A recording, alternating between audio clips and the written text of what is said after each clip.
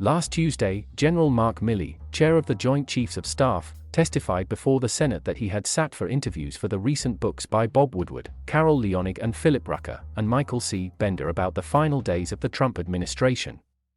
Asked if the books depicted what happened accurately, Milley responded, "I didn't read any of the books.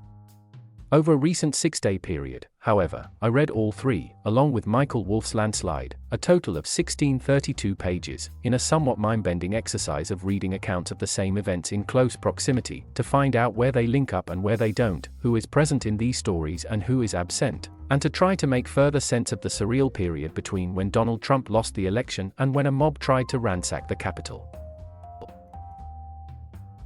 When I say the mind-bending effect of reading about the same events, consider this. On November 9, 2020, Hope Hicks told Trump what he didn't want to hear. "Look, sir, I'm sorry," she said. "According to Leonnig and Rucker's book, I alone can fix it. You're not going to be able to win it back. There's no way for you to win." Trump told her she was wrong, she didn't know the real story. "People are telling me about all the evidence. But maybe this instead happened on November 10th, and actually Hicks emphasized his legacy, and instead of talking about evidence, Trump told her, as he does in Peril, the new book by Woodward and Robert Costa, "It's not in me to do that. I don't care about my legacy." Unless it was November 7th, the day the AP called the election, like in Bender's book Frankly, We Did Win This Election, and Hicks was one of the people saying they should move on during a staff discussion. But she never got anywhere with it because the Trump sons shut her down. "What you're talking about isn't even an option." Or maybe it happened more like Wolff's Landslide, in which Hicks both talked early in staff meetings about moving on, like in the Bender book, and heard about Trump's claims of evidence, like in I Alone Can Fix It. But rather than broaching the subject with Trump, in Landslide, he broached it with her. "You know what I think," she replied. "I don't think this is going to work." To which he said, "You're wrong. It's going to work." I point out these little distinctions not because the books are bad, they're major reporting efforts with real value, or because I doubt that Hicks thought Trump should concede. She surely did think so, however she did or did not convey it, but because even with this person-to-person exchange, there are 4 similar but slightly distinct versions. It's an illustration, on some level, of how hard it will be to pin down every last moment. For the rest of our lives probably, we'll periodically learn new facts or hear new accounts of the period between Trump contracting COVID and Joe Biden's inauguration in January.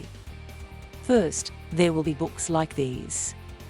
Then, revelations from the ongoing civil litigation against some of the key players if they survive efforts by Trump and others to get them tossed out of court. Then, the testimony during hearings and the documents, text messages, and emails likely to be released by the Congressional Select Committee investigating January 6th. Then we'll get items in periodic waves, brought about by expired executive privilege, or posthumous releases of interviews, memoirs, and documents, or a new posture on security footage from inside the Capitol, which largely remains unreleased. And learning details about one thing can make you wonder about the things you can't see. January 6th is an event that played out in public, after Trump said the election was stolen in public. There's no real mystery about what happened or why. Trump refused to concede, and people listened to what he said and acted accordingly. Which makes it a weird event to learn secret details about. Does it matter, really, whether Hope Hicks told Donald Trump to give it up on November 9th or November 10th, or if he put it to her, and what exactly Trump said in response, or if she never made it into the room? Knowing that this or that memo circulated will not change the public dynamic.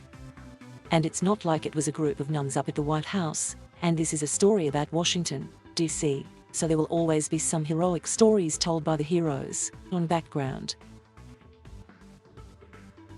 Conversely, definitionally, we live through a historical event in real time, and trying to fill in every last detail might help us understand what happened on the deeper level, and what can and should happen in the near future.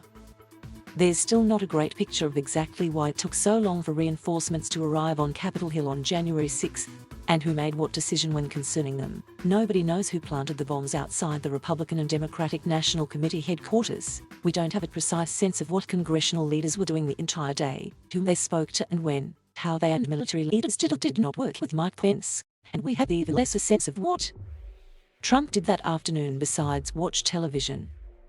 And that leaves out all the other strange things that might have happened inside the vast federal government that day and in the months leading up to it, unrelated to the election.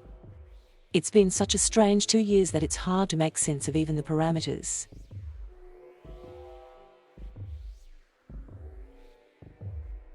Thank you for watching. Please subscribe.